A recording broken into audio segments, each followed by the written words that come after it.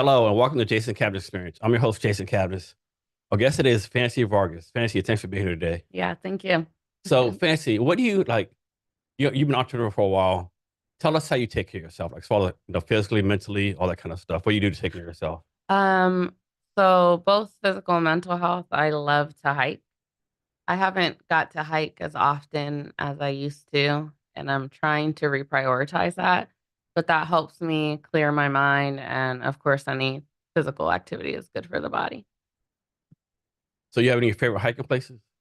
North Bend, but also Mount Rainier, Latches or Natchez Loop, um, which is in Mount Rainier, is really beautiful, covered in wildflowers, takes a few hours, like four different lakes. My favorite hike. And you go by yourself? You have like a group of friends that go hiking with you? Sometimes I go with my friends, and sometimes I go with my family. And like, how often do you go? Um, Again, I need to go more often, but maybe like every couple weeks. Okay, so Yeah, pretty regularly. yeah. I'd And, like to go once a week is the ideal for me. okay. Yeah. And you have any other hobbies? Swimming. Okay. Yeah, I love the ocean, and I could swim for like 3 hours at a time. Oh, wow. Yeah. Nice, nice. You've been like a lifelong swimmer, like since you were a little hmm kid? I'm pretty sure I was a mermaid in my past life. Nice. And you're a first generation immigrant. I am. So what does that mean? I always get confused. Like, does it mean like you came over from the country, your parents came over? What does that mean, first So generation? that first generation means that my parents were immigrants and we're the first people in our family to be born here in the Okay, United I States. got it. And Yeah. and what country do you come from? My mom is from Panama and my dad's from Mexico. Okay, Yeah. okay, nice. You ever go back to those countries any once in a while? I have not, but we are planning to start going as a family, and I'm wanting to send my kids back once a year. I think that them being so removed from um, our family's history has not done them any good, and it'd be good for them to learn perspective. It's just a little too much entitlement these days with these kids. So, Yeah, but I think every generation says that. If you go back to the 1600s, they'll say that generation will say our kids are spoiled. Right? Each that's generation, that's the true. other following generation, kids are spoiled. Or like they didn't struggle like we did, but Yeah, you work so hard, so they don't have to struggle like you. Then yeah, you get mad because they're not tough like you. yeah, It's kind of hypocritical a little bit. yeah. That's a valid point. Yeah. Yeah, I have that conversation with my daughter, my oldest daughter, a lot, and just telling her like I'm glad you didn't have to go through the things that I've gone through, but also you need to have some gratitude, which I feel often comes with perspective. Yeah. So when you're have a life where you are being taken care of well, um, you don't really get that perspective outside of what you've experienced yourself. And you've been entrepreneur like a little while, right? Like how many years? It'll be 4 years in Yeah. September is when I'm celebrating my business anniversary. And do you think you being an entrepreneur it has an advantage of you as far as raising your kids? Like your kids get to see like what you do as an entrepreneur versus like working a regular 9 to 5 job. Absolutely, because when I talk to my kids about what they aspire to be or how they dream up their future, it's never a I'm gonna work at. It's always a well, I'm gonna start this and I'm gonna do this. Actually, my son, who's 13, has already started his little entrepreneurship ways. They have Chromebooks that are assigned to kids in school now, but the Chromebooks are locked so the kids can't access certain sites. Well, my son wanted to play Fortnite and he found out how to do the coding to unlock it and then started selling the codes at school. And I'm like, That's brilliant. yeah, I'm like, you know what? That was a I'm really I'm good sure I'm sure idea. the school would say it's unethical or Absolutely. immoral. You're stealing something. I think that's a hell of a hack. I'm like, son, like, that was a great plan. I mean, you shouldn't have done that because the rules are the rules for a reason. But can we learn to use your powers for good? Yeah. So I feel like their mindset is definitely different because they've seen me like want to do things and create things in my mind and actually bring it to fruition. And they're like, okay, well, now I can think of cool things that other people haven't thought of and make it a reality. So what were you doing before you started your own company? Being a stay-at-home mother. Their mother. Okay. Yeah. So what made you decide like take this plunge to be an entrepreneur? Like what kicked off that process? So it actually, I always like to say when people ask me like, how'd you start your business? Like, honestly, it started me.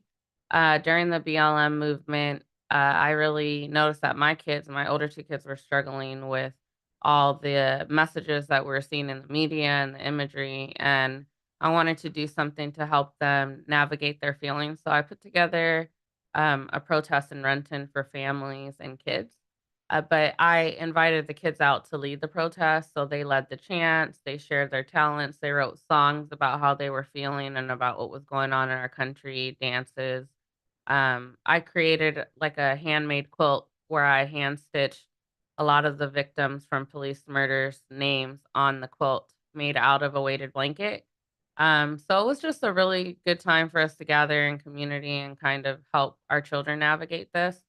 And after that, the Arts Commission came downstairs and asked if I would put together an art walk for the city of Renton because they wanted to find a way to um, like acknowledge what was going on through art, but they wanted it to be community led. So I had no clue how to do that or how I was going to do that, but I just figured like, okay, well, if this is something that is a need, then I'll figure it out. Like, I'll make it happen. So I Googled my way through the process, and the city liaison, Jessie, she was great at helping me with that. And the reception from the community and city council members was just really great throughout that whole process. And that's really how I got introduced to the first group of artists that I worked with. And then projects just started coming from that, one after another. Eventually, I was introduced to our community elders, an organization led by Dr. Linda Smith. She runs a nonprofit in Renton where their focus is to help with houselessness, workforce equity, um, domestic violence victims, just all the good things doing in the community they've started. And through that process, I was asked to put together the Juneteenth celebration for the city of Renton. And then, yeah, everything from there kind of grew. So it's all things that where I either saw a need or someone literally placed the opportunity in my lap and it just all kind of took off. So these are things you made, like you did it by hand, sewing machine. Oh, the blank. Yes, Yeah. I made them by hand. Okay. Yeah. How long I have don't know you how been to doing use the that? sewing machine. I've been sewing since maybe I was like 6 years So old. a long time. Yeah, we didn't have a lot as a kid, so first I started making clothes for my Barbies from just, like, Okay. scrap materials, and then I would, like, make skirts for myself out of curtains, Yeah. or if I outgrew jeans, turn them into skirts, Okay. and I kinda just, my mom initially taught me how to sew, like, holes in our clothes, and I kinda just taught myself more Okay. along the way because I really So enjoyed this is it. be an ignorant question, but in Panama, Mexico, Mhm. it's Spanish in both places, right? Yes. Okay. So it's not like a Panamanian language. Oh, no. I feel like every country that speaks Spanish has their own dialect. Okay. So not all the words are the same, but they But it's the definitely same. can Okay. communicate with Okay. one another, yeah. Okay. And then so what's something like when you first started as an entrepreneur, like you struggled with, right? Like it kicked your butt. But now you're looking back, like, how did I struggle with this? That was so easy. What was wrong with me? Like, what was like, what you like? Why did I struggle so much? Organization. Just all the logistical processes of owning a business was difficult for me because I do have a bit of ADHD and I am a creative, so it's just like all over the place. But in order to have a business, even if it is based in art, like you have to get a hold of all those things, like getting your calendar in order and making sure you plan out your day, especially because I do have 4 kids and I do all my emails on this day and I'll answer everybody on this day. So just getting putting in systems and processes and organization has been the most difficult thing, and even now, even though I've come a long way, it's still, like, more to go. And your business, they said I've written. We work in Renton. I have a contract right now with the Bellevue Art Museum, a contract with the Bainbridge Island Museum of Art, so I'm not just stagnant in one place, like, Okay. currently, we're operating out of, like, 6 cities, I believe. They Yeah. scoot up just a little bit. Yeah. So when you started your business, was any like organizations around that helped you out to get started, or you just like relied on friends who did this before? Like, what kind of advice, what was that? So I do have 3 women, mentors. One of them is the CEO of the Chamber of Commerce, and then Dr. Linda, of course, owns the nonprofit, and then Miss Benita, she's been working with city and government entities for years. Okay. So a lot of the times when it comes to navigating certain things, I've been really blessed to be able to just call them and ask questions And if they don't know the answers, like they're more than happy to connect me to the right person. And I think sometimes when we don't know things, like our ego gets in the way and we don't want to ask, I will ask. Like I do not feel any type of way saying like, I'm actually not good at this. Can you please help me? You know? Yeah. So So, one thing I suck at is like I suck at following up, and I suck at asking for help. Right. So mhm, those are some things that you kind of quote unquote suck at as an yeah. entrepreneur. Just what you said, asking for help. I feel like my business is in a space right now where it could grow really big. Our impact for sure can grow really wide. And I can't continue at this space doing it solo. So I do have 3 to 4 people that are currently, I guess, interning to be a part of the business side of things. And I'm hoping that that works out well. But it did take me a long time to feel comfortable enough to do Yeah, that. it's always funny. Like you always want to help people. They ask you, "What do you need from me?" You're Yeah. like I kind of got brain lock, right? Yeah. Like, Uh, yeah.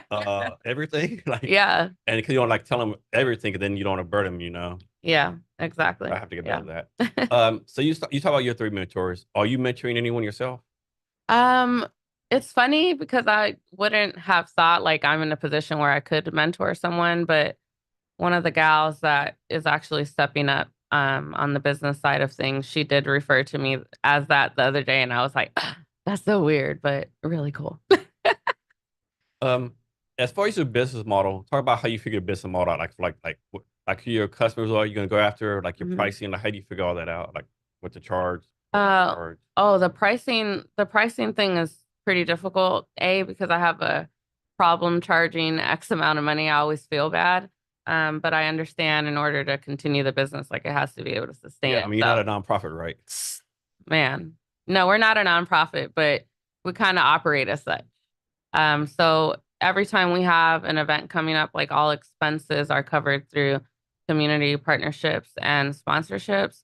So there's usually not a profit off of them. And I think for the longest time we've just been focused on impact over income. But again, like in order to scale that impact, like we have to get employees, which requires income. So working on that. Yeah, so it seems like you listen to stats. Most small business startups fail within the first 5 years, right? For like a lot of reasons, right? Yeah.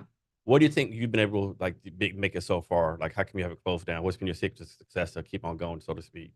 Um, my work ethic, I think, has a lot to do with it. I really think that when I came to a point where I'm like, okay, I want this business to not just sustain me, but I want it to sustain my family and my associates and their families. And when I had that, I guess, like realization or goal, I really had to be honest with myself and say, like, oh, well, how are you going to get there, Fancy? Like, with all this stuff on your plate, like, what are you going to do? And it's really like just keeping myself accountable to what I need to do because people are reliant on me has been really helpful in order to um, keep growing my business and keep it at this momentum is just really keeping myself accountable and working hard. Like understanding that, yeah, I am still a full stay-at-home mother and I am my children's primary caregiver. But on the off times, I'm not watching Netflix. I'm making up pitch proposals and I'm writing 15 emails and making sure that billing is taken care of. And every extra minute will go back into me reinvesting in my business. And sometimes it makes it difficult to have relationships and friendships because a lot of the time people that you're close to will take it personal and it's not. It's just I want to be able to hang out with you, but why can't we hang out in Paris? Like let me work for the next 5 years and then we can do that. And you're still important to me and I still love you and but right now like you have to have priorities. So I think sticking to my priorities and my work ethic and being accountable to myself. Yeah, I think it's the one thing new entrepreneurs mess up on. Like, they forget like you're gonna start a business. You got to tell your obviously your spouse, but you got to tell Mhm. your friends too, right? You got to tell your Yeah. friends, hey, no, you used to go hang out every Thursday night. I can't do Mm-hmm. that no more. Yep. We should like do all these different things, and we can't do that no more, right? Yeah. A lot of people fail to do that, right? And then the friend gets jealous, whatever, and like, what's going on, right? Mm-hmm. Yeah, I think that's Yeah. good to do that. Yeah. I'm lucky because I get to work with so many amazing people who've I've developed friendships with. And I think too, from like my other friends that I've had before I started my business or who aren't in my business with me, that that's hard because it's like, oh, look, like she's doing this and this. Like, yeah, but I'm working. I just got lucky because my work is fun. Yeah. So you kind of answered this before, but when you decide to start a business, why a PR business? Why not like Mhm. of all the different things you know, why specifically PR? Well, after putting together the protests in Juneteenth, uh, during that time it was COVID, so we had lost, I think, almost 30 businesses at the time when I started putting this stuff together. And one of the business owners that I connected with through organizing the art walk, she reached out and was like, "Hey, you did a really good job on the art walk, and I'm really impressed with everything you've been able to accomplish on your own. I want to start a pop-up market. Will you help me?" Again, still was weird that people were looking to me for business things. I'm like, okay, I'm literally just You're changed like, somebody's diaper. Like, you're this like, is there's no weird. one else you can go to. Like Yeah. me, like, well, are you kidding me? Yeah. Like this must be a scam. You must be trying to take Like you advantage don't of. get out much. Yeah. Like, so that was difficult to kind of get used to. But through that, we put together these pop-up markets that help drive foot traffic in downtown Renton. COVID, and they had a lot of the streets ripped up, and we wanted our surrounding businesses to be successful. So after I did that, I got to learn and about the process of working with vendors, small business owners, and growing relationships with them. And I'd sit down with them and learn about their business. And through that process, I'd be like, hey, well, have you ever thought about doing this? This would be really great with this demographic. And I'm just like, shit, like, I actually have a lot of really good ideas. What can I do with this to help like my fellow small business owners? And I kind of, again, went back to Google. What is a job that I could do, like uplifting other businesses and advertising other people's things? And PR came up, and I dug into that. And I remember calling my best friend I grew up with in Maryland. I'm like, hey, I think I'm going to start a PR business. And she's like, of course you are. Like, why wouldn't you do that? Like, that's literally who you are. Yeah, And I'm yeah. just like, damn, like, it's funny how it brought me back to a lot of the things about myself as a child. So, Isn't it funny like how much so many of us like underestimate what we can do, right? yes. Like we always think we're not good enough, whatever the case may be, right? Hmm. And of course, some of us like think we're too good, right? We're like, like, no, you're not that good.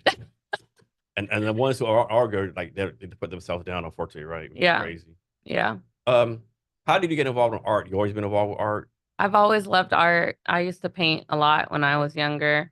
But then when I had kids, I kind of stopped painting for myself, and it would just be like little mommy art projects. Um, so I think the little activist in me has always been there.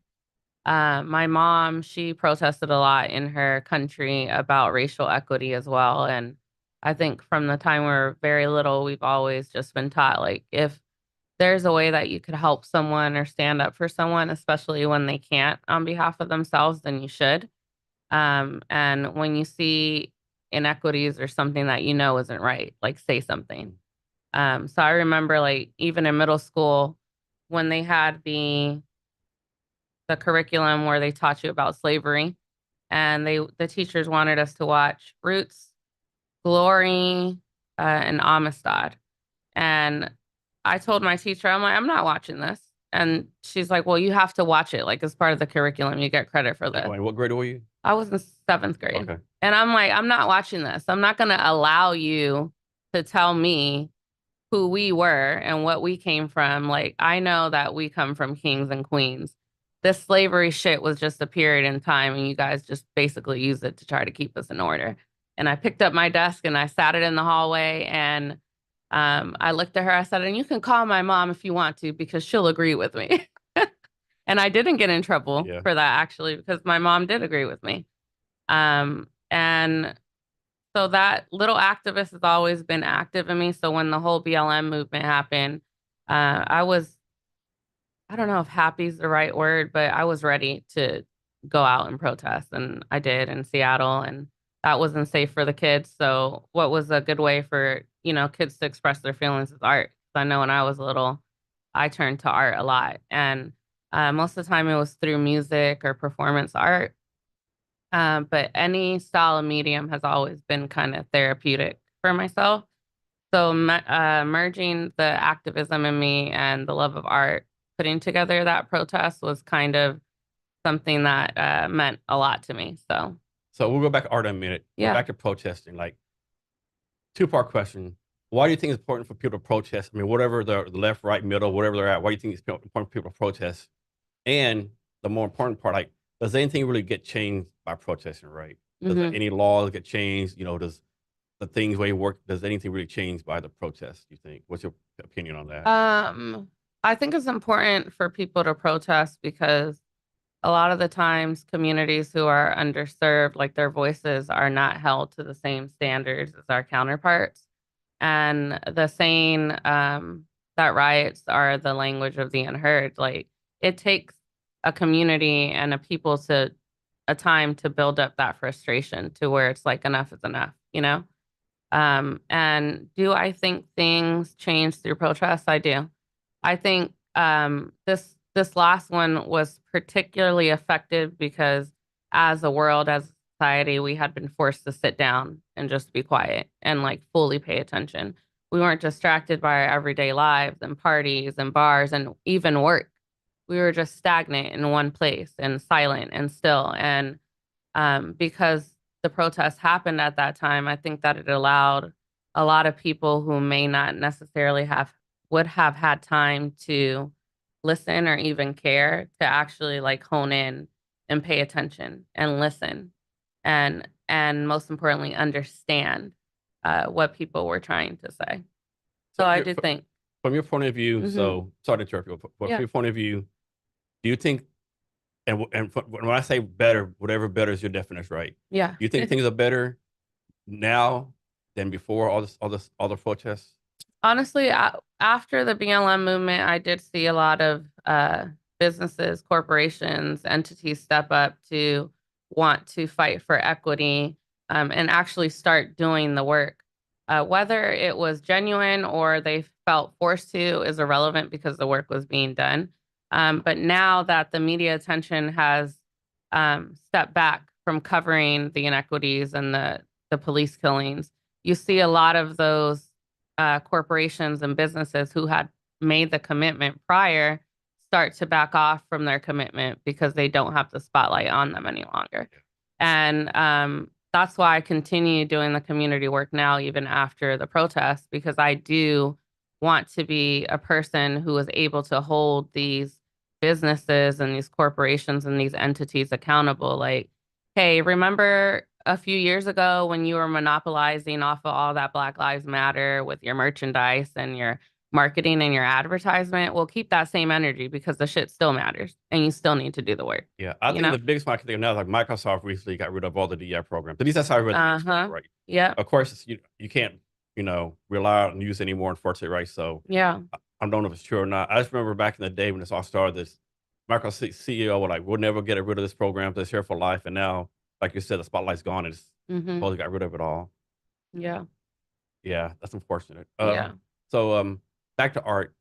Are there any like great works of art you've seen personally, Mm. like the Mona Lisa or the statue of David or anything like that? So when I was in New York with my daughter for her dance intensive, I got to see the Van Gogh Starry Night, the real one in person. And Yeah, I have the fake one in my house. oh my gosh. Like the things that I've seen on TV or Yes, photographs it's or prints, nowhere close to it does person, not right? do it any justice. Like there's so much beauty in each brushstroke. Like I literally stood there for I think an hour and just memorized the whole piece. It Yeah, was incredibly it's so beautiful. beautiful, right? Yes. It's the genius of that, right? Yeah.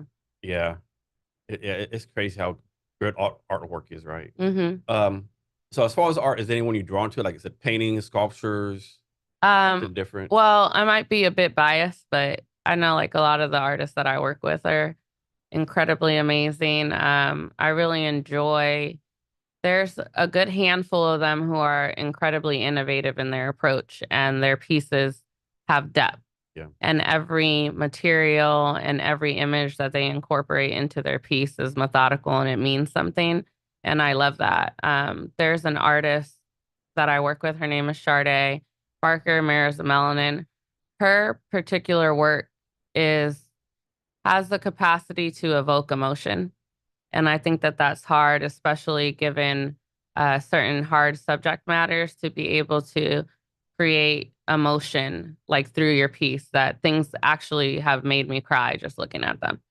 I know recently they did I don't think the program had a lot of artists like painting murals in the downtown area, like kind of beautify Oh, downtown area. Yeah. yeah.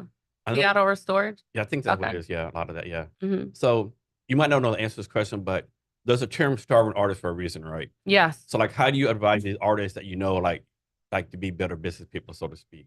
So I think for that, that's kind of has been my role, to sort of act as the intermediary between organizations that want to have art or want certain art projects to be facilitated, but with the understanding that they will be paying the artist, instead of just saying like, "Oh, you're going to do this for exposure."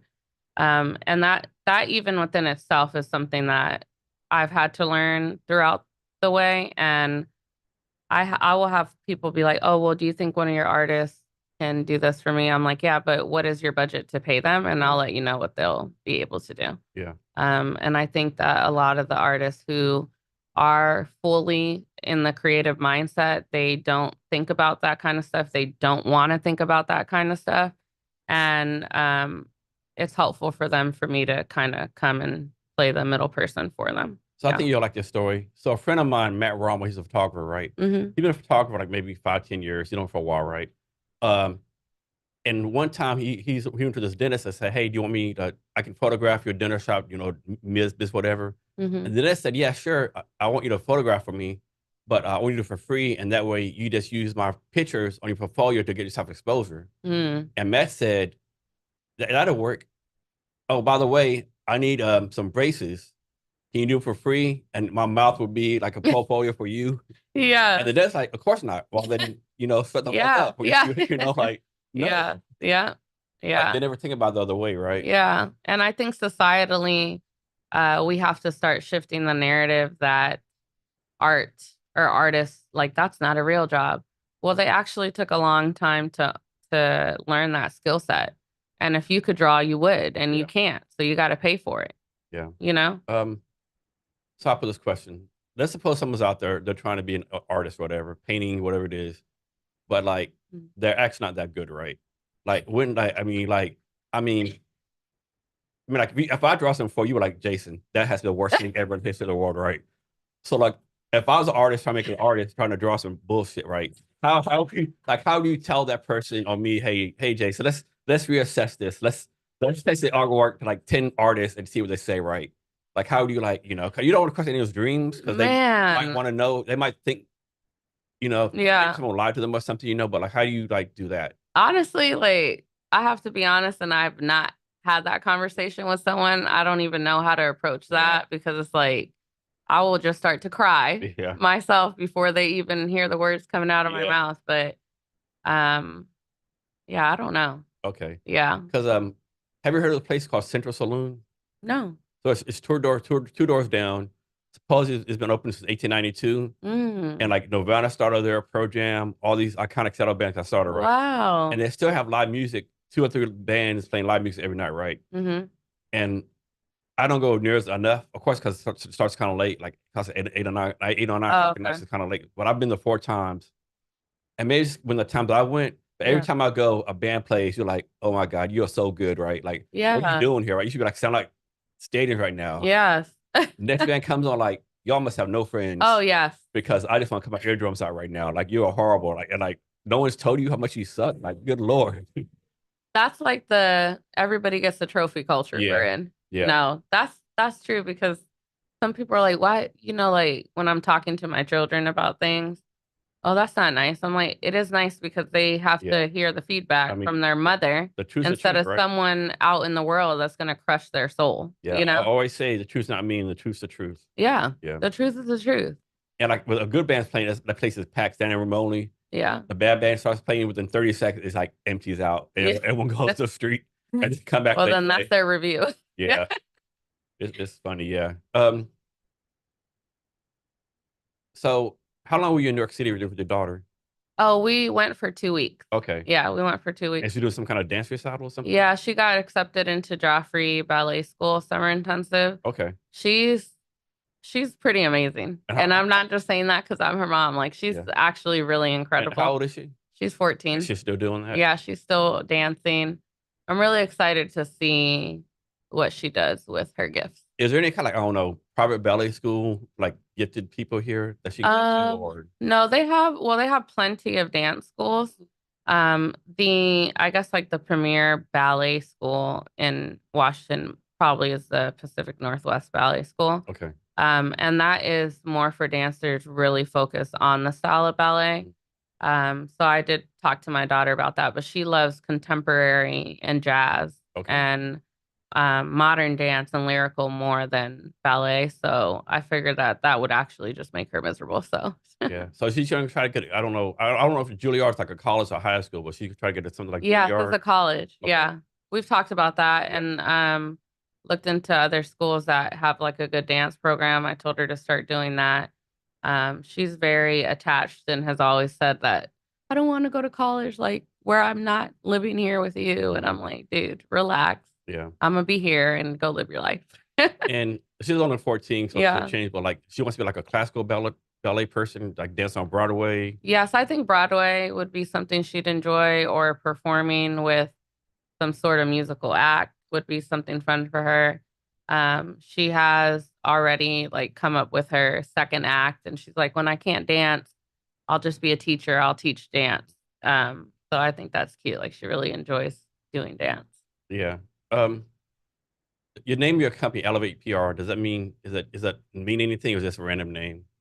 So when I first started my business, like people would be like, "Oh, what do you do?" I'm like, "Well, I could be your number one hype man." And like everyone's like, "You should make that your business name." I'm like, "No, that's not very professional." So I just Googled synonyms for hype, and elevate was one of the words that came up that I feel really resonated with me. And that's the letter of my first kid's name. And then PR, P was for my son, and then M was for my other daughter. So And how do you find your customers?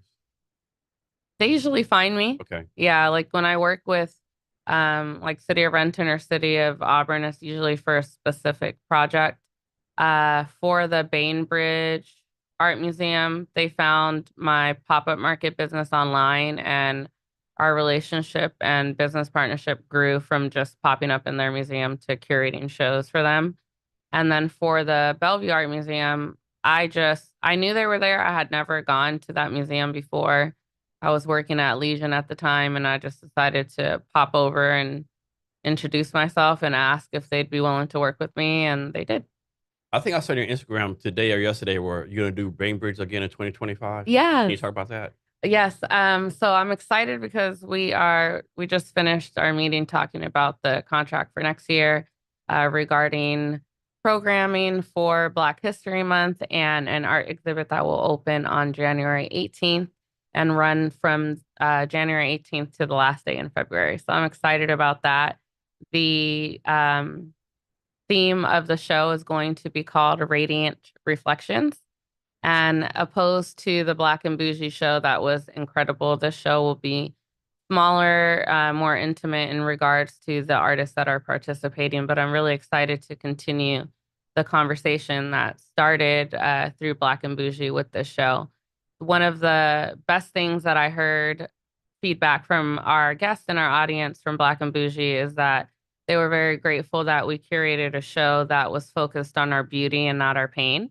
And that really resonated with me. So I wanted to continue that conversation of Black beauty, of the people, whether it be their features or our culture that really does influence so much of American society. So is artwork basically like you had like 10 artists put their art up and the people just walk around looking at it? Is that pretty simply what it is? So this art walk, we actually had 30 featured local Black artists.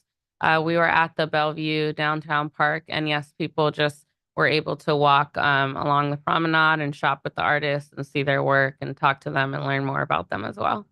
So how do you like, I'm sure I'll make this up maybe, but like I'm sure you might have like 100 artists apply, Mhm. like a limited number of slots. How do you determine like who actually gets to display their art? So this is actually the largest number of artists that I worked with on a project. Um, there were some people at the end, maybe like 10 additional artists who wanted to participate, but because marketing had already started and we already did our promo shoot, I couldn't really take anyone on. But for those, I just tell them to, just keep an eye on for the next announcement so that you can apply when we put out our artist call. So you do these in Renton, Bellevue, and Bainbridge? Renton, yep. And we've worked in Seattle as well before. So, Okay. yeah. Any other cities out in the area you want to like reach out to and like do Yes. one there? I would love to do something in Kirkland. And Redmond already has a big thing. And I also would like to do something in Edmonds by the water. Okay. Yeah. Yeah, the Eminence Bowl would be a great place to do it. Yeah. It's so beautiful. Yeah. There's a place in Kirkland I've been like 2 or 3 times. It's right by the water. I don't know if this name has the name. It's right by the water. It's all these like restaurants and bars. Like people sit outside all the time. I like that place right there. Okay. I wish I knew the name of it. Yeah. Yeah. And then so for the artist, right? What do they get out of doing this, right? Do they have to pay a fee to you to be part of it? Yes. And or do like pose, Mary Jane sells a piece of art for $100. Yeah. You get a cut of it. Like how does all that work?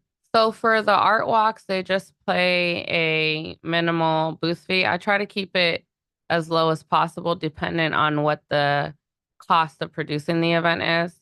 For the pop-up markets and the art walk, every bit of the booth fee goes to producing the event, and it's not a profitable venue for myself or Elevate.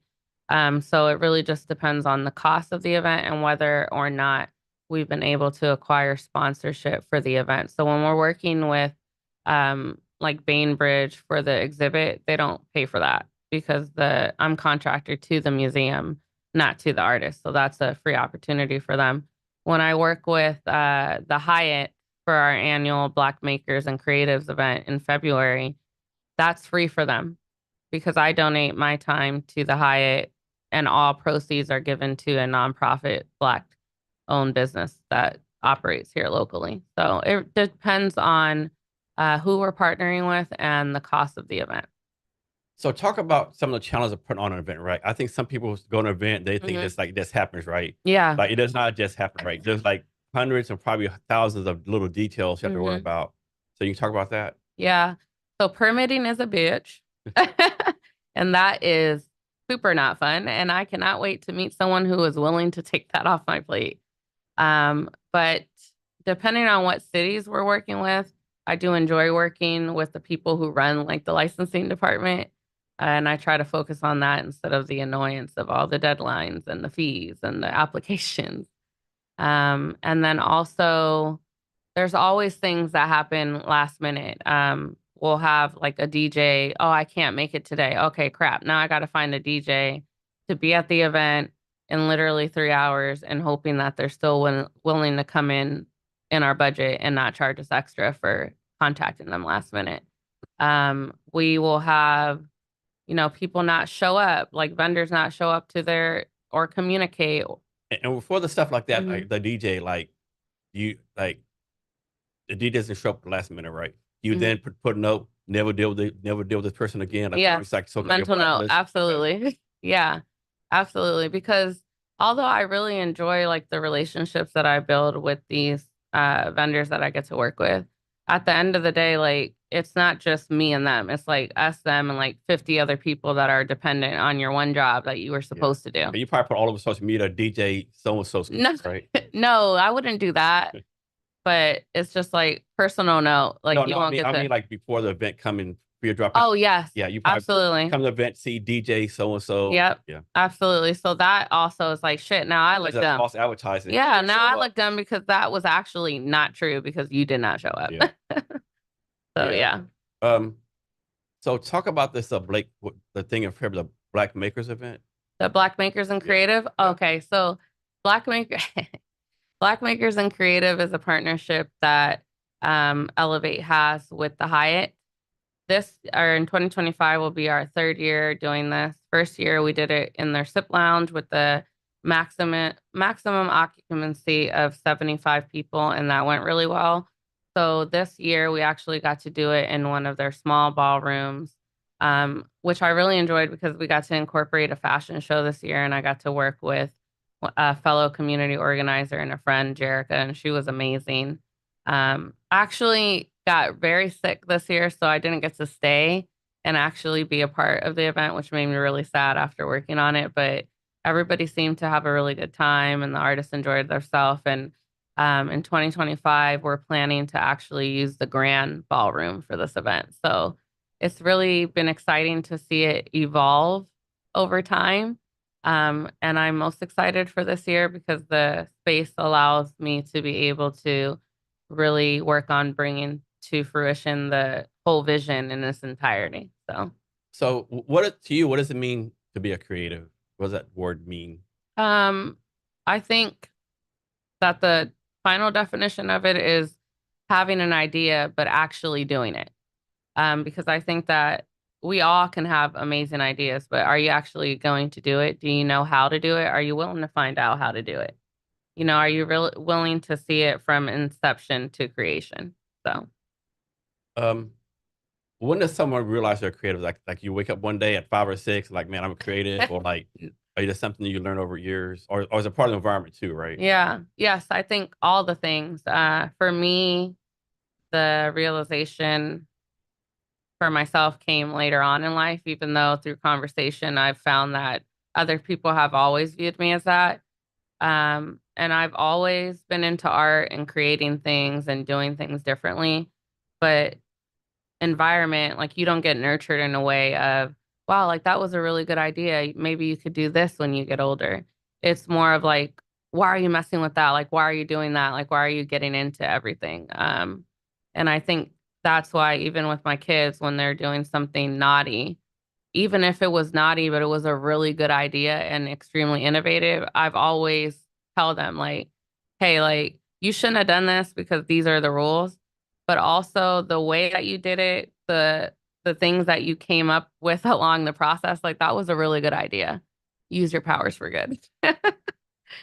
So like you've done a good job like combining being creative or being a business person, right? Hmm. Most people like creative, they can't make that transfer, like being like Yeah. kind of both, right? Why have you been successful? It's like combining being creative with being a business person. Um, because of my upbringing, I think that being first generation, naturally I'm just a hardworking person, but being first generation, it like it gives you something in here. It like instills that never give up. Like you've come from this lineage and all these things were given up and sacrificed for you to be here. Take advantage of the things that you had because just one generation ago, like y'all didn't have shit, you know? So I think that that has helped. And I really, as hard as motherhood has been, like my experience with it, I 100% believe that I was supposed to go through that in order to prepare me for this. Because even on my really hard work or entrepreneurship days, I tell myself, like, you've been through worse and you've gotten through harder things. And if you can be a mom with 4 kids under 5 years old at one time by yourself most of the day, then you can do anything. So talk some more about like the advantage or disadvantage of being a first generation immigrant, as far like just being a Yeah. person in general living in the United States, Hmm. and for your being an entrepreneur. Yeah. I think for entrepreneurship, the advantages again has been the work ethic that has been instilled and the grit. Like I don't even if I fail, like I'm not gonna give up. I'm never gonna give up. It's not an option. The disadvantages, I think, in entrepreneurship is not having uh how do you say like a safety blanket, any security. Like you're literally doing this shit on your own. And even though like I have my mentors and I'm super grateful for them, that is emotional and mental support. You still need, I think, entrepreneurship there. I'm in a time where I'm like writing a grant almost every night because the financial security isn't there because we don't come from a family with money, a family with means, or even a family with roots. Like I'm just establishing the roots here. And culturally, or just everyday life, the advantages of being first generation is the culture. I think that there's so much beauty in being a Latina and an Afro Latina, and I love that. The camaraderie in our culture, I think, has really helped me navigate my business and the way I do business because, like growing up, there was four families, 4 or 5 families that lived in one 3-bedroom apartment. And all the other parents went to work and Lucy stayed home and took care of us. So that cooperative, like village mindset, I think has always been within me because of my cultural background. Um, and then obviously disadvantages everyday life of being first generation is the bullshit that I've had to deal with in regards to like government agencies or just uh, even law enforcement, you know, being coming back to the States from Canada and them seeing that I'm a Vargas on my birth certificate and seeing that my place of birth was California and having to stay there for 3 hours because according to him, oh, you're from California and you're Mexican. You know how you guys are. You need to step over here. So just things like that that I think people don't think about that I have to navigate from time to time. And it's really frustrating, but I'm 36 now, and some of that I've kind of sadly gotten accustomed to, and I don't necessarily let it bother me or stop me. But it is unfortunate. So, yeah. It's like for immigration stuff going on right now. What if you had the power? What would you change about it? Like how can the system be improved, so to speak? I don't know. I feel like the fact that we have to have so many refugees and people influx into this country is really the problem. Like, we complain about immigration and people coming here, but then you're also the same people are like, oh, we can't get involved. We can't get involved into the conflicts. And also the lack of knowledge of knowing how a lot of the times we're benefiting from these conflicts. Yeah. So if you're not willing to, I guess, navigate having to give up the benefits you get from all this atrocity happening, then you really shouldn't be having a say on how we're navigating all the atrocities that are happening because you didn't want to be involved in the first place. So it's just there's always like that balance between making reasonable calls in regards to like the legal aspects of immigration and also humanity, the humanity of it all. Like, how can you turn a blind eye? You know? Yeah. Of course, a lot of people say no, there are no immigrants because bad people come over. I mean, obviously, bad people come over just based on stats, right? Yep. But if people come over, someone can be bad, right? But my Right. thing has always been, if someone came all the way from, I'll say Ecuador, right? Like Yeah. that shows a lot of grit and motivation, right? Isn't that the type of Absolutely. person you want in the United States? Absolutely. Like, yeah, Yeah. There's actually a lot of research that shows the immeasurable benefit that having a lot of immigrants have had on this country. yeah, Their contributions to society. And that's also something that I feel like isn't talked about a lot. And it's like propaganda. Like, you want to talk about the negative, let's talk about the positive. Like, tell the story in its entirety, not just the things that you want to get people fired up about. yeah, definitely. So, what does it mean to you to be a leader? Um, to me, to be a leader means being accountable to your community. There been a lot of times where, decisions have had to be made. And as a leader, I fully believe that you're always going to make the decision that's going to benefit the most and not yourself. I think that the strongest show of leadership is leading through example, and leading through work. There's a lot of people who want to be in position of power without being willing to be a servant. And I don't think that you can be a good leader without serving the people that you lead. So, And then I think this is your website. I found it somewhere. It says, and this is you talking. I'm most proud that I've built a purpose driven business. mhm. What does that mean to be a purpose driven business? To me, it means that I've built something that is beyond me. It's not focused on me, it's focused on the community around me.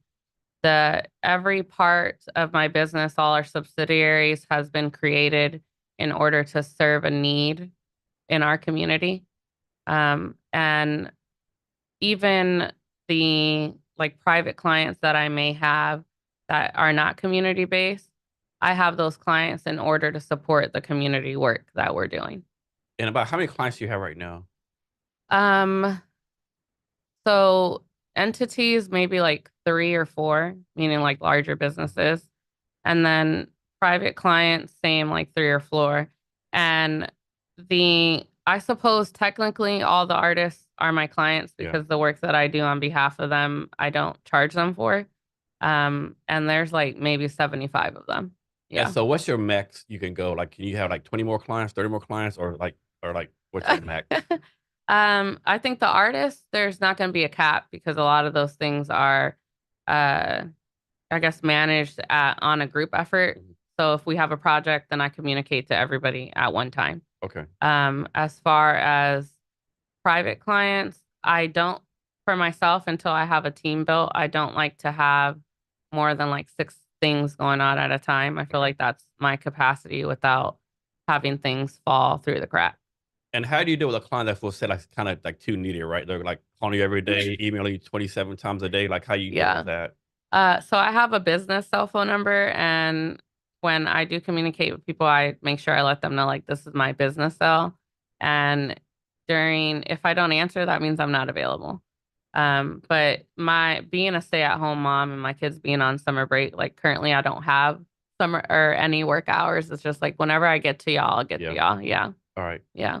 And then also I think so, I saw part of this more too, but it said like you learned how to do delayed gratification.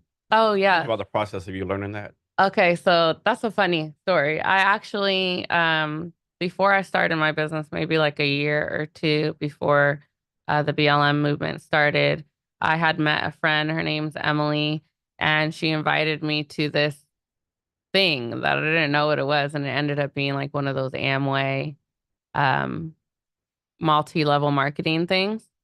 And although I realize like sales is not for me, like I'm not gonna ever convince someone that this skin cream is good for them and blah blah. Like I don't like to do that. It's weird. It feels weird.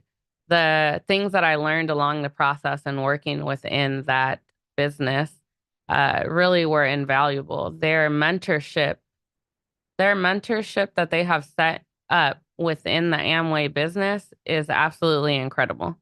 And honestly, like I considered staying on for the people, just for the mentorship, just for the business lessons that you were able to learn and how they taught you. And I learned a lot through the reading that they recommended, John Maxwell. And if you've never read The Go Giver and you're an entrepreneur, like that is an excellent book for you to read, especially if you have the mindset to build a purpose-driven business. So definitely I learned a lot from that whole Amway process, even though it's not where I ended up. So back when you said you talk about how you never give up, you have a lot of grit. Hmm. Have there ever been times like you never have there been times like you notice your kid like giving up too easy, you're like, kid, if you don't get your butt up and finish this. Absolutely. Well, I just tell them like we don't quit. That's not what we do. Like you want, especially my older daughter because she's 14. So I feel like this last year and a half, she's kind of been going through that whole growing pains emotionally as a teenage girl. And there's been so many times where she's said like, well, I don't want to do this anymore. Like this is dumb in regards to dance. And I'm like, no, like you don't want them to move you up to the next class because that was hard for you. And you're so used to everything coming easily to you because you are incredibly talented and you are a hard worker. So you don't get to give up just because something got hard and you don't want to try. You don't get to do that. What are some like I'm presuming you do a lot of networking stuff, right? What are some good networking events people should attend? Yes, I'm always going to encourage people to join me at the Renton Chamber of Commerce monthly mixers. I really think that that specific Chamber of Commerce is really good at supporting from within, meaning that all chamber members, regardless of need, will always go to other chamber members to provide them business before they go outside the network. And there's also a lot of openness and willing to collaborate on different things. So that's been really fun to see all the partnerships that happen after the mixers and the new different things that they come up with working together. There's also, if we're very business focused, for Black entrepreneurs, you can always check out Sync Seattle. They have done a really good job creating a very inviting space, especially to people who are transplants, so that they don't have to suffer through the Seattle freeze alone.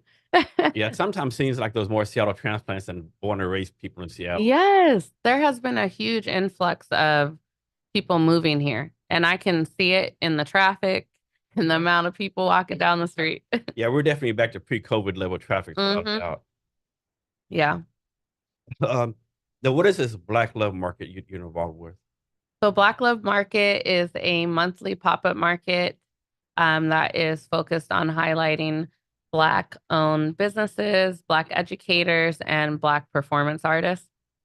So Black Love Market is the pop-up market that's always featured in our Renton Juneteenth celebration every year. We currently have a contract with the Bainbridge Island Museum of Art to be their featured pop-up market for their first Friday's art walk that happens on the island. And we're working on partnering with the Bell Red Art District to pop up there as well. So a lot of the times, like I said, people will find that specific business online and will ask us to come and pop up at things that they're doing. So like I'm guessing Seattle has a pretty vibrant art scene, creative scene. Hmm. Like, like of course Seattle's known for music and different things, like Austin Mills music. So Seattle has a pretty vibrant art scene, so to Yeah, speak. yeah, they really do. I think that I've been most excited this last year to really find new artists that I didn't know were here before and see different styles of art and different work and seeing people approach art differently. I recently got to meet Moses' son, who is with the Vivid Matter Collective, and just hearing from him and like just getting to speak to him because to me, like he's a famous person for me. Like I'm like, oh my God, can I have your autograph? Just because of the work that he's done and the work that they've done together as a collective. And I feel like people are more free to be themselves here in Seattle as opposed to where I grew up in Maryland. So, Okay. yeah. And what is this thing? It's called Hatchery Co-op. Oh, the hatchery coop, that was like, I believe, like the first little thing that we launched. And that was the pop-up market that I was referring Okay. to that we did in downtown Renton during COVID.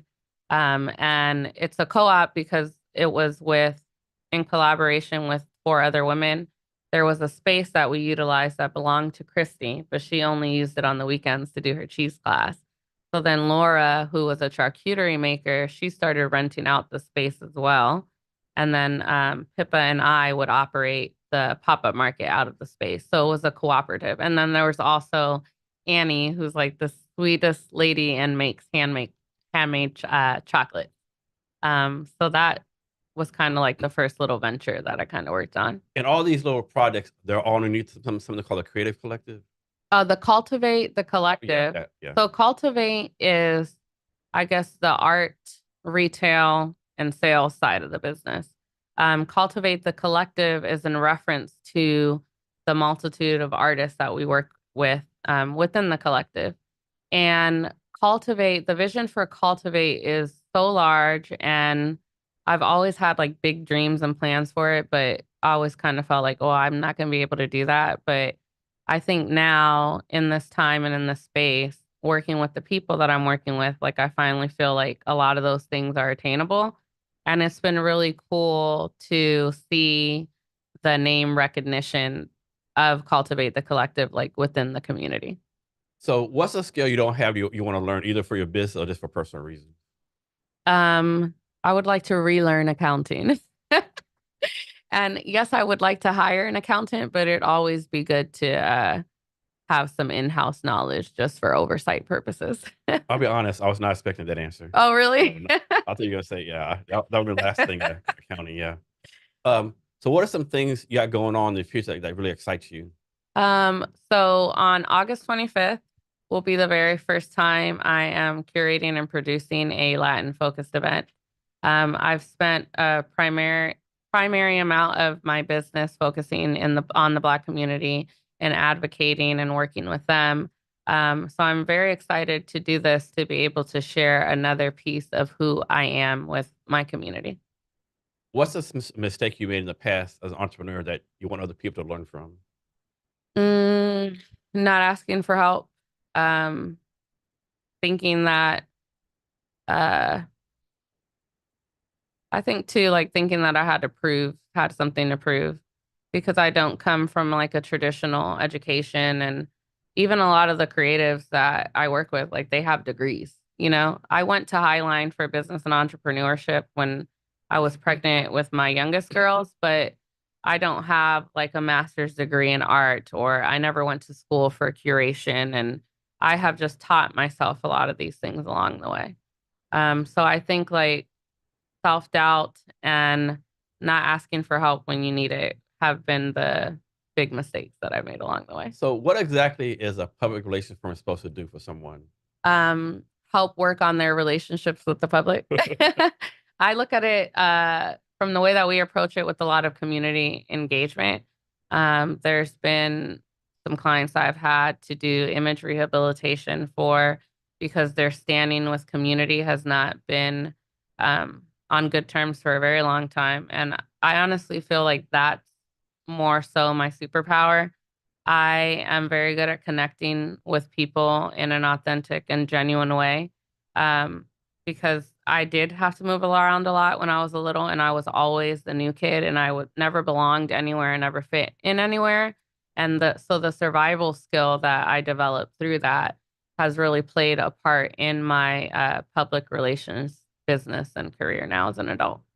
So, like, at what stage should business be at to start looking for PR firms? Like, that's the amount of revenue, the number of people. Like, when Mm, should I?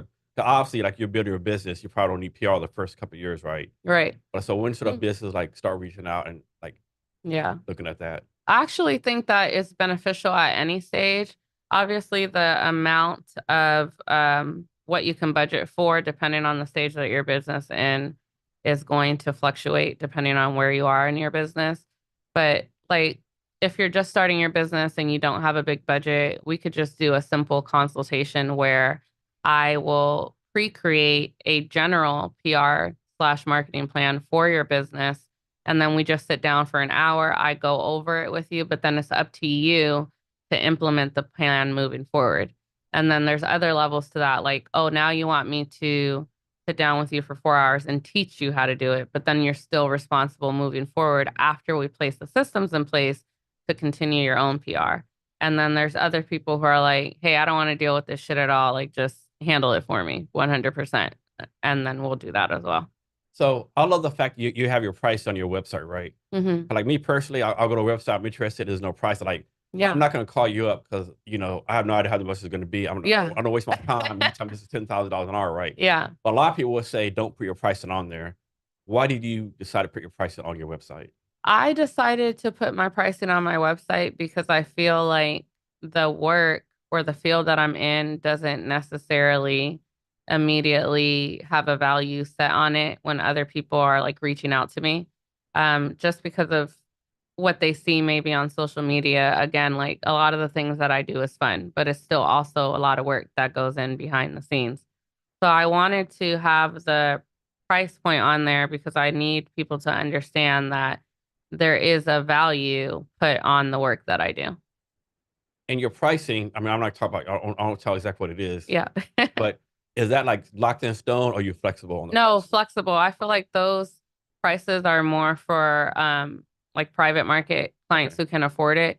And even dependent on the client and the impact that working with them will create, I'll even often lower those prices. And for community organizations, I usually give them like a 70% discount on my prices because I understand that they are a community organization.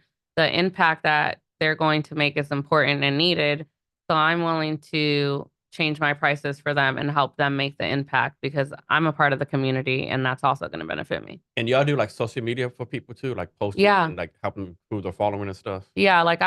That's like kind of my fave to do social media. So for a lot of the artists, I will go to when they're doing different events and I'll create reels for them and take content for them.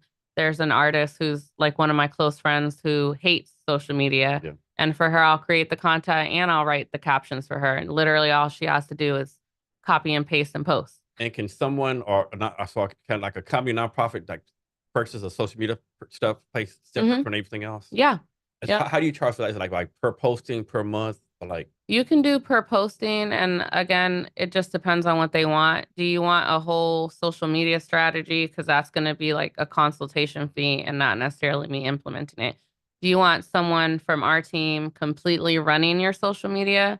Then that's going to cost you something monthly, and depending on how much you can afford, will determine how many times we're active on your page for you. So let's suppose there's a nonprofit out there, and then let's just say they really want to improve their social media, right? But so far they sucked at it, right? Let's say the company LinkedIn page maybe has 25 followers, 1 follower on Twitter, maybe 10 on Instagram. How does that work as far as like y'all improving what they have? So that would probably require a long kind of a deep dive. Yeah, I'm like, this might be a 6 month contract. Yeah. And if that is the case, like you need us for 6 months to basically bring you to life online. What's your budget for that time frame? We'll divide that into the months and then we'll go from there. And next question about that, like, so how do y'all do this, right? Because a lot of like, obviously you want to see results in 6 months, right? And so a company might say, well, man, 6 months, what if 6 months gone and that's improved, right? Yeah. Of course you can't guarantee it because you can't guarantee someone's going to follow them, right? Yeah. So how does that work? So for things like that, or clients like that, there's usually deliverables that are listed within the contract. We decide on the contract rate. We get 15% upfront because of all the research that has been done for us to even start the project. And then the different benchmarks along the contract determine what the payout is. Okay. Yeah. Do you personally have a favorite social media? Person that I like? No, like a favorite social media platform. Oh, platform? Oh, yeah, Instagram. Instagram, that's your go-to? Yeah. So why Instagram? Just because make videos and nice pictures and stuff? I don't know. I found it the most fun, or maybe the platform has been the best way for me to receive information. So it's the one that I most often engage with. Facebook, though, like in my marketing class, if Facebook was a country, they'd be like the third most powerful country in the world. So that's just has value within itself. So I make myself go on there. And luckily, the two platforms can interact with each other, so I can work on both simultaneously. I haven't really worked with Twitter, even though my friends are always like, how you don't have a Twitter is crazy because you be saying the most craziest things. I'm like, I know, but I wouldn't know what to post on there. Like, I want a bagel. Like, that would be the hard part. And so on Instagram, like you do a good job, like putting yourself out there, like putting the camera in front of your face, whatever, I mean, the phone in front of your face. A lot of people are not comfortable doing that, right? Yeah. So how do you like quote unquote train like a small business owner? Like, no, you gotta, put this camera up and like do something, right? Yeah. How do you train them to do that? I would first like to clarify that even though I do it, I'm also not comfortable with it. And you can't tell. Because there's so many, like, I'm like, okay, I posted that 90-second video, but you didn't see that it took me 95 minutes to fucking do it. And then I had to go back and chop up 75 fucking video clips of me not laughing like a hyena or cussing at the camera and looking pissed off, So it takes time, and I'm still not comfortable with it, but I do recognize that I've come a long way from where I started. And I finally, like the other day, I was in public and I had to do something and I needed to get it like posted right away. I'm like, fuck, like there's so many people around. I'm going to look like an idiot. But again, like the commitment to my business and where I want to be at is more important than me feeling stupid in front of people that don't know me and aren't going to give a shit, So how about this? Like you hear all these people say, research the best time to post, all that kind of stuff. Like I'm like, I don't have time for that shit, right? Yeah. I don't have time to research and like, oh, it's 1:25 p.m. I gotta post on Twitter. 2:10, I gotta post on TikTok. I don't have time for that. I just like post when I can, right? So what's your advice on that? So does that even matter? I mean, I think it kind of matters, but I think that also cultivating a time frame that makes the most sense with a time frame where you can actually show up like intentionally and authentically is the best thing. Because a lot of times I don't use the little insight buttons to know what time to post.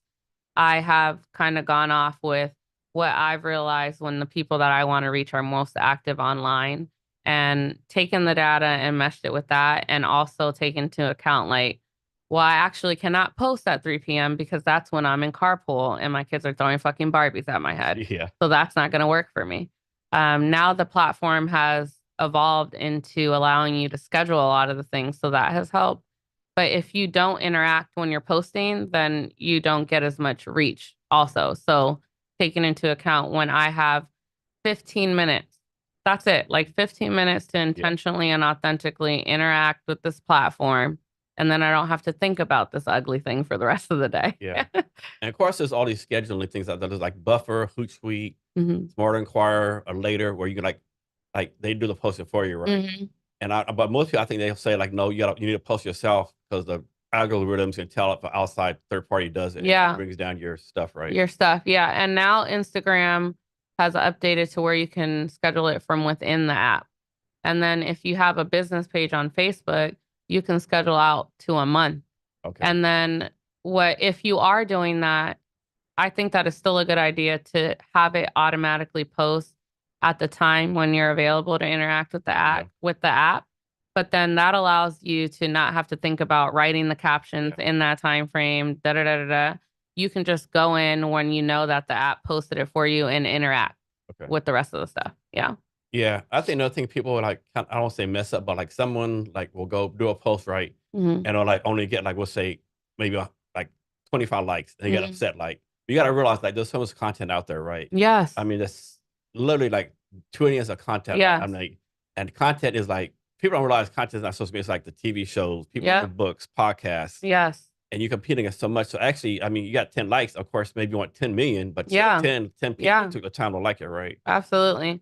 And I think too, there's also keep in mind that there's periods throughout the year where even content creators, all their shit is down. And summer, believe it or not, is one of those times because there's so much being shared that it's hard for you to compete with all of that on the algorithm because everybody, especially in Washington, like the content that's centered here, like this is the time where like you see a lot of people you haven't seen in a year because they don't like to come out the house and when it ain't hot outside. Yeah, like you said, some stuff in Seattle in the summertime. There's like literally every week there's some kind of tech week going on. Yeah. Climate Tech Week. There's like recently we had a Pioneer Music Score Festival here. Mhm. There's like I think last week there's a South Lake Union block party. Okay, I was wondering what that was. Capitol Okay. Hill had the block party. Yeah. I mean, there's so much content you do in the summer. By to Seattle, like it's just like bam, bam, bam, bam, bam. Yeah. Like we do a year's worth of stuff in like 8 weeks, you know. Absolutely. Yeah. And it's hard to, as an event planner too, to be mindful of all those things. So like constantly having to rethink the way that we're curating the events to make sure that people actually want to be there instead of going all the way to Seattle or all the way to Tacoma. Yeah. You know? What are some ways that small business owners can take better advantage of social media from your point of view? Honestly, when I meet with my clients, like the first thing I tell them is like people are buying you and not just your business or your product. And I think that not being afraid to show up as you are and who you are is the best investment you can make for your business because people really connect with, again, like the humanity of it all. Even in business, people are like business or business. It's like, no, it's not. Because when you are talking about marketing and advertising and PR, like psychology goes into creating all of those things. When you have to think about how you're going to genuinely connect with people, you're thinking about the people. So when you're on social media, like I suppose an advice would be like, think about what you'd want to hear. Like, what's something that would resonate with you and how it would resonate with you, and try to take that approach. Because when we're walking around meeting people in real life, when we connect with someone, it's because we have things in common. But you don't know you have things in common if you're not willing to share the real parts of yourself. Yeah. Yeah. So on Instagram, does it matter if you post like you do a regular post or reels or a story? Does any of that matter? Yes, I think that you need to be engaging with the app and all its capabilities, which is why after TikTok, Instagram has done so much rebooting of all the things that you can do within the app in order to compete with the other platforms. And now they have this thing called achievement. So the more that Yeah, I've you, recently seen that. Yeah. yeah, the more you play around with the type of content that you're delivering. And I have a collaborator on this post, so now I got this achievement, and I did 3 reels this week, so now I got this achievement. And with every, which I didn't notice till the other day, but the more achievements you get, the more things you're able to do within the app. So like my main business page, even after I post a reel and I forgot to add someone as a collaborator, I can go back and add collaborators. But like on my personal page, on my fancy pants page, because that's really just for me. Yeah. I'm not trying to hit any achievement. I can't do a lot of the stuff that I can do on my business app. Yeah. And Instagram stories that you post there, that disappears after 24 hours? Yeah. Okay. So what's the advantage of posting on there if it goes away in 24 hours? Because people live on stories. Like you can be talking to your audience via story and redirect them to different things that they might not have seen on your feed. A lot of the times when we're following people, their stuff won't show up on your feed unless you're actively engaging with them on a regular basis. Okay. Yeah. Can you like do a story and like 12 hours in, like save it and repost it as a regular post? As a post, yeah. Okay. You can download it and then post it on your feed.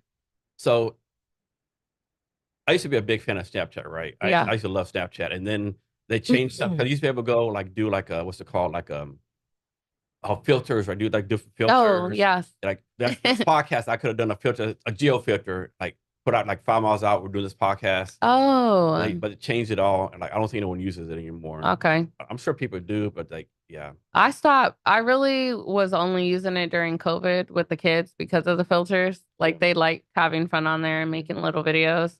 But I've yet to delve into incorporating it into communication. I used to do all that stuff. They changed something and I tried to figure out the new way. I just couldn't do it right. Yeah. I wasn't smart enough. Like, yeah, I'll change this up. Were you on Clubhouse when Clubhouse was like out there? I was on Clubhouse, but I deleted it soon after because the following that it'd get you on other platforms wasn't genuine. It's just like, you follow me, I'll follow you, but I don't even live next to you and I'm not going to engage with any of your content. Yeah. Yeah. I think that thing has so much potential. They just went to shit like so quickly, right? Yeah. And some of the rooms were like toxic. I'm like, what is this? Oh yeah. I'm going to a couple rooms and like two people like, hoarding the conversation or what did you know? Yeah. Like, yeah. They started off good. I don't know. They made some tactical errors along the way, I think. Yeah. Do you think we need another social media platform? I don't want, no. I don't want to learn anything new. And there's already like a plethora of information coming at you at one time. And so that's always like a tricky balance too. Like how much is too much? That's true too. Yeah. I know a lot of people are talking about, the mental health impacts of social media on kids. Do you think that's a real thing or? Yeah, I think that specifically for young girls, the like standard of beauty that a lot of social media pushes can be difficult for them to navigate. And like online bullying is real. And the kids, it just has such a fast way of really messing up a kid's life depending on what things these kids are deciding to share.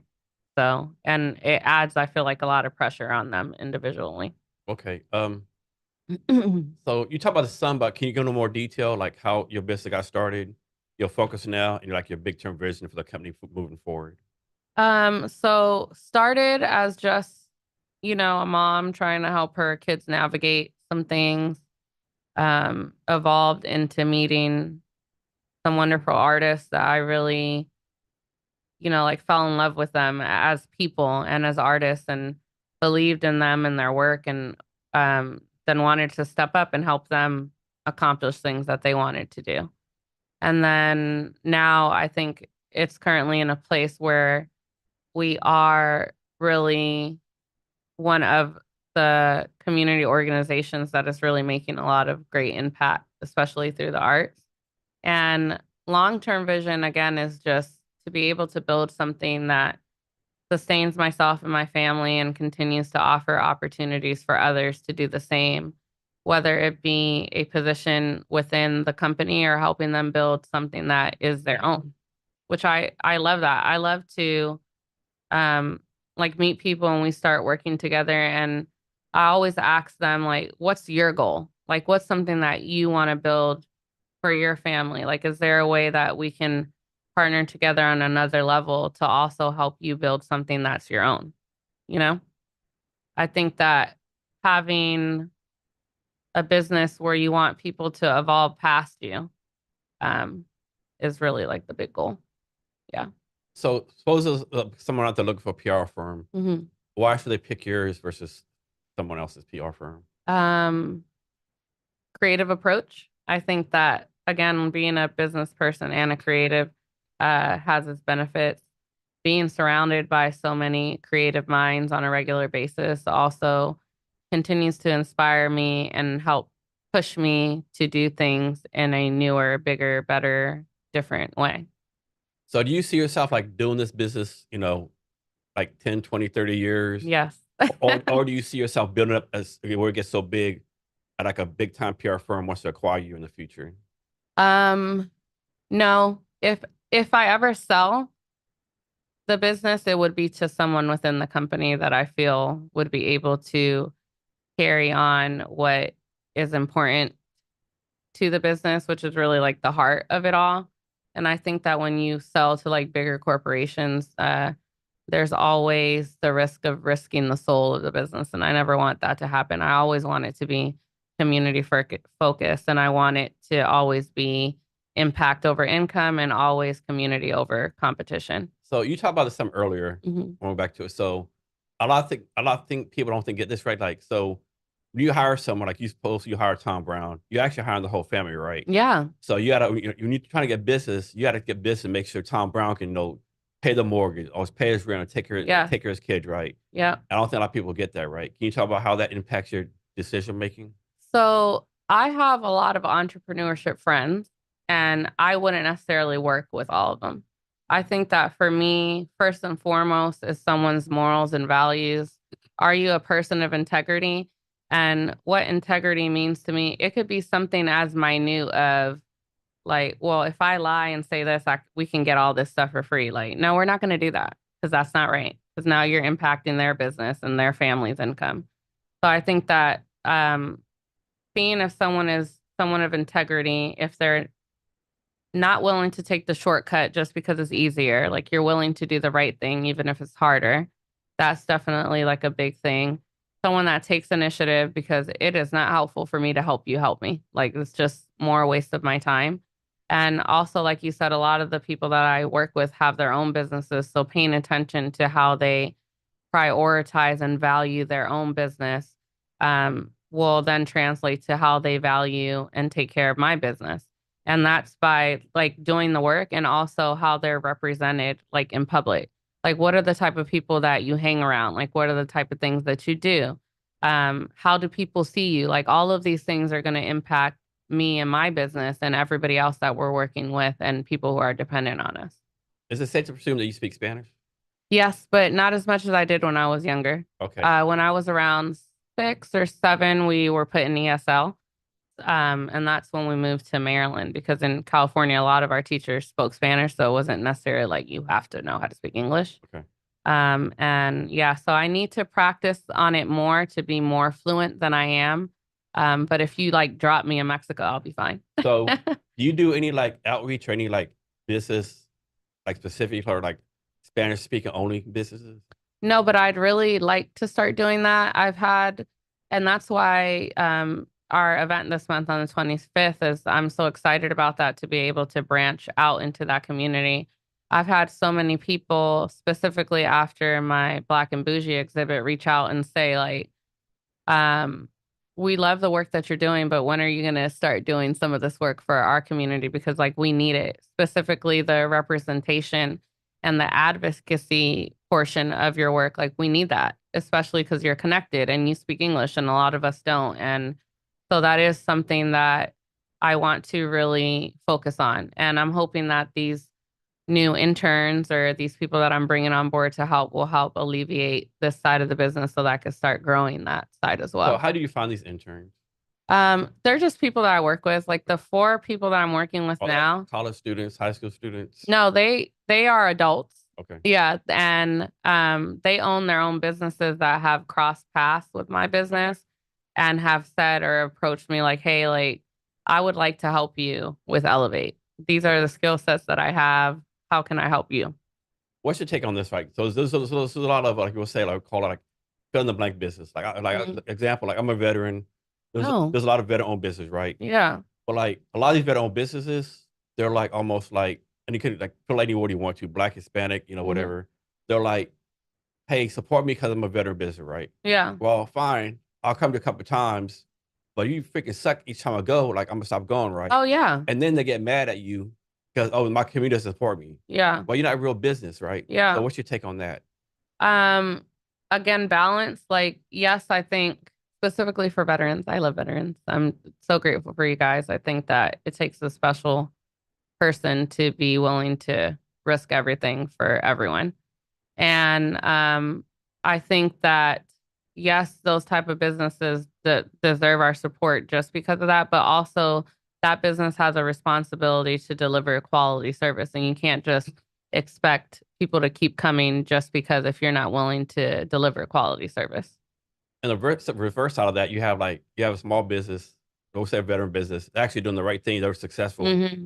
and all their friends be like, "Hey, give me a discount." Hey, Mm-mm. and like, okay, you're not gonna get a discount from Beyonce or Yeah. these big or Tom Ford or Nike. Why Yeah. are you expecting this small business owner to give you a discount? Absolutely. That even for me, like my primary amount of my business comes from people I don't know and not from people within my own circle. And I think as entrepreneurs, like that's the one of the first things we need to throw out the damn window. Like Yeah, your friends and your family ain't going to build your business. no, Like it's difficult for people to see someone who started where they started from doing something better than them. yeah. It's hard for them to have accountability to themselves and say like, well, Tommy's doing better than me because Yeah. he worked harder than me. Although, like, I could have done that, Yep. but you're not. But you didn't. But you didn't. Yeah, you're not. Yeah. Yeah, So obviously you couldn't. So a lot of ego gets in the way, I feel like, for like friends and yeah. family to That's a support good you. lesson, right? Like, you've been amazed how many people in your close circle you think should help you. But Mm-hmm. like, I mean, they might like a post or do something, but as far as like Yeah. actually real help,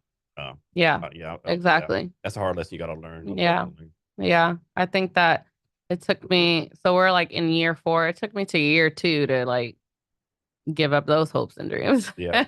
So, tell me about the nickname Fancy. How'd that come about? Oh, so when I was in 6th grade, I had a best friend. His name was Alex. And I'm guessing that he saw it on the Jamie Foxx show because my name is Franchesca. And he just came to school one day and was like, I think I'm gonna start calling you Fancy. I'm like, okay, whatever. That's totally right. Yeah, which is random And it because stuck. it stuck. And I wasn't even fancy, like a fancy person then. Like I was a tomboy until I was like, I don't know, maybe like halfway through 9th grade. Yeah. So he just called me that, and then everybody ever since then has called me that. Yeah. Yeah. Um, so is there anything I should have asked you that I didn't, or anything else you want to talk about? Hmm. No, we talked about keeping people accountable, talked about the events. I think that's pretty much it. Yeah. Nice, nice. Yeah. Can you share your social media or other ways for people to reach out to you? Yes. So on Instagram, the business page is at Elevate PRM, and that's ELEV, the number 8 PRM.